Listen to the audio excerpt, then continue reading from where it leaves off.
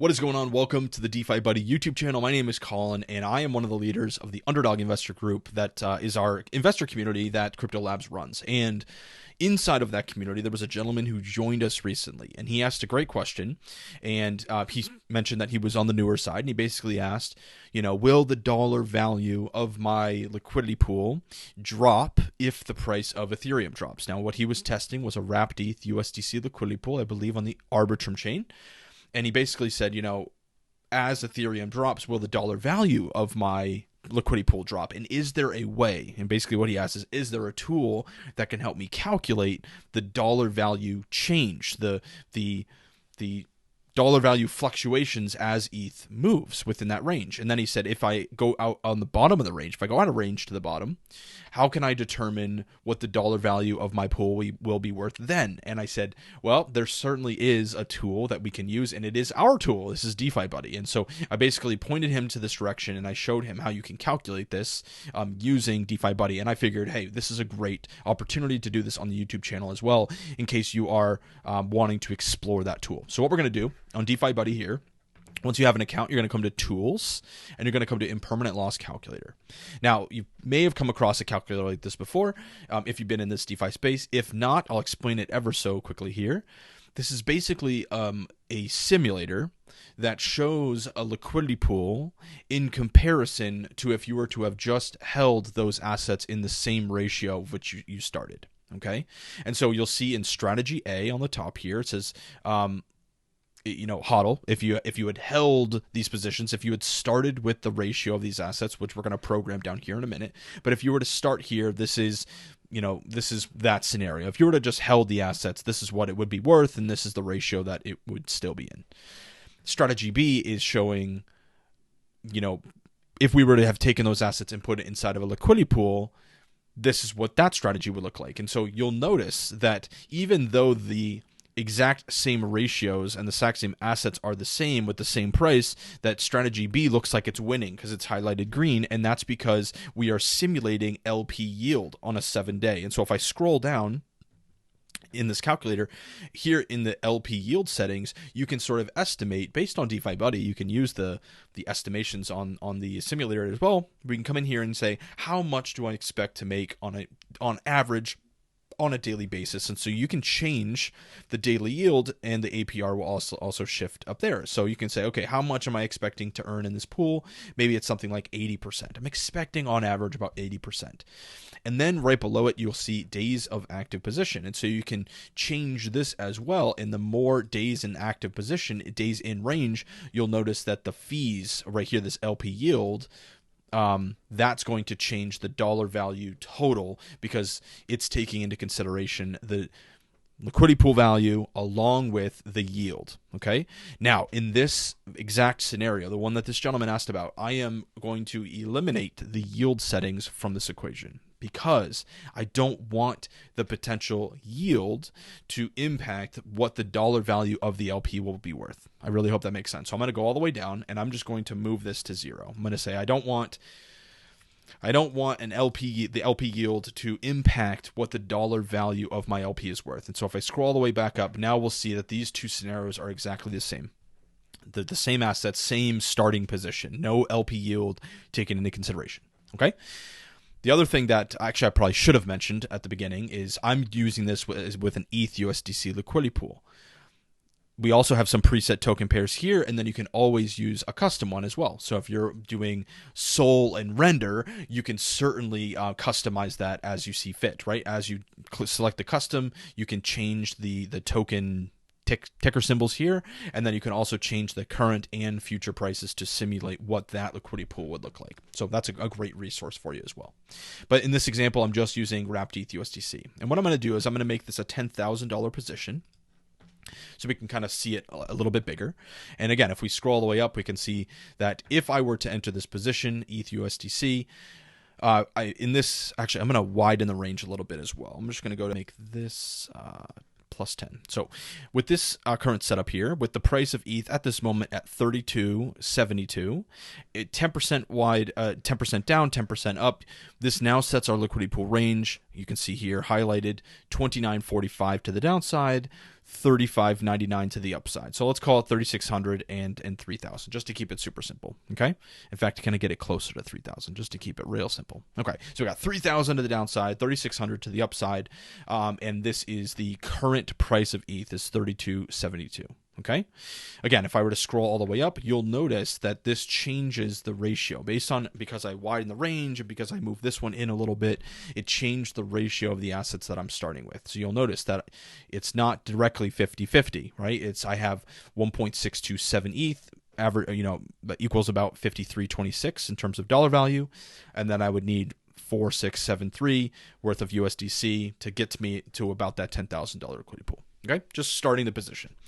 The next thing I want to do is I want to change, ever so simply here, I'm going to just change the future price of Ethereum. And as I change the future price of Ethereum, what you'll notice is that this one is going to stay the same. The ratio, more specifically, the ratio of the assets here in the HODL position are going to stay the same. But the liquidity pool ratios are going to shift. And so what I'm going to do is I'm just going to start moving the price of ETH down. And you'll notice if I just highlight these two right here, you'll notice that as I move the price of ETH down, my USDC is getting converted into more Ethereum. So let's keep chopping the price down. You'll notice that now I have 1.72, 1.73, 1.76. So as the price, what this simulates is as the price of Ethereum is decreasing, my USDC is getting converted into more ETH. And because I'm having more ETH exposure and Ethereum is going down, the dollar value of my liquidity pool is also going to go down. And because I'm getting converted into more Ethereum compared to the HODL, and Ethereum keeps going down, let me be drastic here. Keep going down here. So now with the future price of 31.84, you'll notice that in my liquidity pool, I have 2.1 ETH exposure, whereas my initial position, I only had 1.62. And so based on that, it's only obvious that the dollar value difference between these two scenarios is going to be there's going to be a difference, right? There's going to be a gap, if you will. And that gap, that's what impermanent loss is. So I'm kind of stacking on a few different lessons for you that the impermanent loss that we experience is not dollar value loss. It's not I started with 10,000 and now I have 98.35. I'm down $165 in dollar value. Impermanent loss is the difference between scenario A and scenario B, or strategy A, strategy B, however you want to say it. The dollar value difference, that's what impermanent loss is. Okay? Hopefully that makes sense. And so if the price of ETH were to keep going down, you'll notice that the dollar value is going down. And so to answer this gentleman's question, I basically showed him this and I said, and this is where you can use DeFi Buddy to simulate the downward movement of our liquidity pool. The same concept though goes to the upside. So if I were to start chopping back up, you'll notice that the dollar value starts to climb as well. And my Ethereum gets converted back into USDC. And so this is the fluctuations of liquidity pools. We have to understand as the price is moving, the ratios are shifting, and that's impacting the dollar value of that liquidity pool. Okay? I keep going up, keep going up. Actually, let me just do it more faster here. Let's go to like 3,400. You'll notice that I started with 10,000. Now, as the price of Ethereum has gone up to 3,400, the dollar value of my liquidity pool has also risen. And so just to give you an example, what would the dollar value of my liquidity be if I escaped to the top end of my range? Well, to do that, I'm just going to change it to 3,600. And now it shows, okay, I'm out of range to the top side. What is the dollar value going to be in my liquidity pool?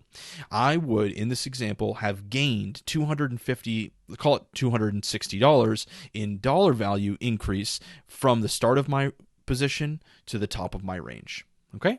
Same concept goes to the downside. If I were to move to 3,009 and go out of range to the downside, what would the dollar value loss be inside of that liquidity pool? And to answer the gentleman's question, what would happen if it kept going down? If the price of ETH keeps going down, you can simulate that and see, okay, if I'm fully converted into Ethereum and the price of ETH continues to drop, what will that look like for my liquidity pool value? Okay? I really hope that makes sense. Hopefully I didn't overcomplicate this. Now, if you're watching, a little bonus for you. I know I'm a little over time here, but a little bonus for you is you'll probably notice that in every scenario that strategy A was winning. meaning that the impermanent loss that I experience is to the downside and to the upside, meaning the hodl position will win no matter which direction the price will move. And one might say, well, why the heck would you ever do a liquidity pool if that's the case? Why, if strategy A wins every time, no matter if the price goes up or down, there's going to be impermanent loss, why would I do liquidity providing? And the answer is because of the yield. We are in liquidity pools because of the yield that we can generate. Right? And so if I were to change this to like 0.33, let's say, and I was in this position for 7 days, you'll notice that the dollar value change is increasing in my total dollar value because I've earned $231 in rewards in that week.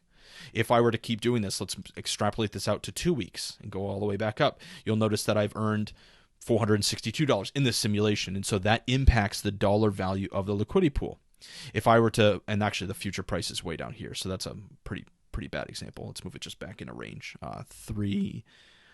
Let's just go. Price went down a little bit, but I'm still in range here. You'll notice, and let's go back. What I like to simulate is how many days do I need to be in range? Oh my gosh, still winning here. Let's go all back down to 1. How many days would I need to be inside of this liquidity pool earning that yield so that the liquidity pool strategy is worth more than the hodl strategy? So in this example, in active only for 1 day, if ETH went down to this level, my hodl position would be worth more. And so what I'd like to simulate is how many days would I need to be in range for this to overtake? And the answer was 3.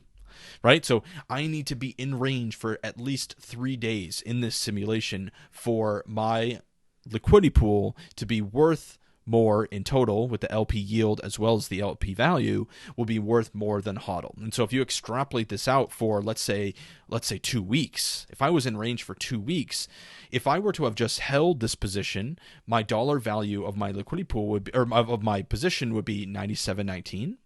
But because I've been generating yield for the last 2 weeks, the dollar value plus the yield that I've earned is now outpacing that. And so that's why we do liquidity providing. It's not for price appreciation, it's for the cash flow. It is for the yield that we can create, because that's how we win just hodl against hodl positions. So much longer than what I anticipated today, but hopefully there was a few nuggets in here, that you learned something. If you're wanting more content like this, we do have the Crypto Labs YouTube channel. We obviously have this DeFi Buddy YouTube channel, and then we also have the UIG, which is the Underdog Investor Group. It's a group that I've been running for the last 4.5 years. It's been a long time, and it's my favorite thing that I do. And so if you're wanting more strategies and more education and conceptual work like this, simulations, the UIG is going to be your one-stop shop for that. So I would love to work with you inside of there.